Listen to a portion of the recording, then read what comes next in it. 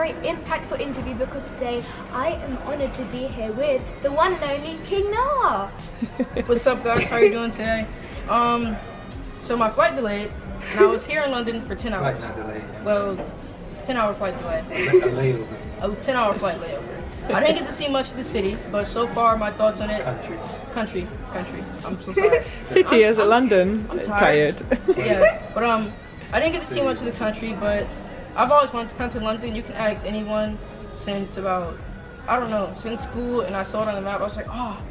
But now all on my list is Russia and Japan. But it's great to be here. Good to meet you. Definitely lovely to meet you. Yeah. So we've done a little Instagram live before, so we've kind of virtually met. You guys have probably seen the video. If you guys haven't seen it, it'll be in the description down below. But how did you start doing motivational speaking? Because obviously when you go onto all your social media platforms, I thought that you recently got verified on Instagram, so congratulations for that. Obviously you're all over social media and everyone can see your content and what you do. How did you start getting into it? Because not every child is going to intentionally be like, today I want to start becoming a motivational speaker. And you know, it's funny because it was kind of the same thing with me. I didn't want to be a motivational speaker at first. It was my father. He was a photographer. He was always going out recording other people. And I was just 4 or 5 years old, like, Dad, put me on camera. I want to be on camera. And he never did it until one day he finally put me on camera. And of course it didn't get a whole bunch of views, but it did get a decent amount, and I found it fun. So we just started filming more and more videos, and I wasn't even a motivational speaker at that time. It was really just like a vlog, pretty much. So I say that it got to motivational speaking when I went to this one event, and no, that's not it. It started, I forgot when it was, but I think it was at a news event.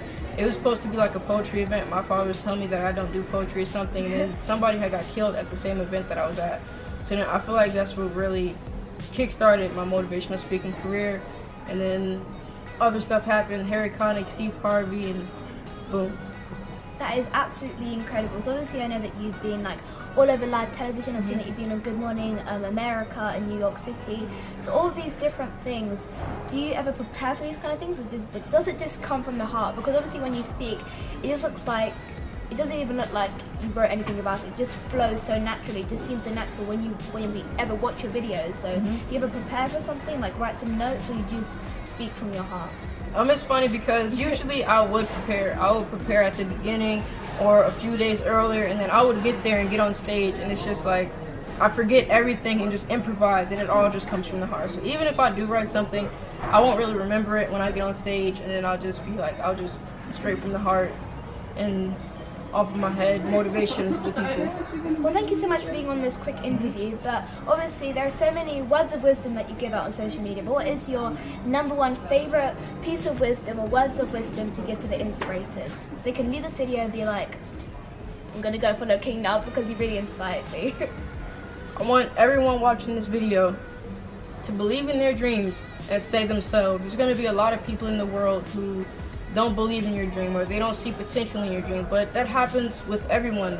No person started off and everyone was believing in them at one point. You had one person who was neglecting their dream, or one person who didn't believe it. Think about every person that you may admire, whether it's a celebrity or someone you may know. Think about every person you admire, every person you look up to, every person who's successful today.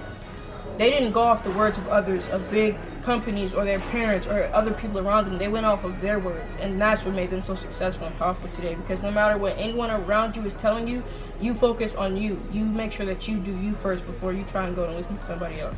That is absolutely amazing. Thank you so much for being on this interview. And obviously you guys are probably like, King Noah, you're super awesome. So go and follow King Noah on all his social media platforms, as I just said. He recently got verified on Instagram, which is absolutely amazing. So all of his links and social medias and also his YouTube channel will be in the I button and in the description down below.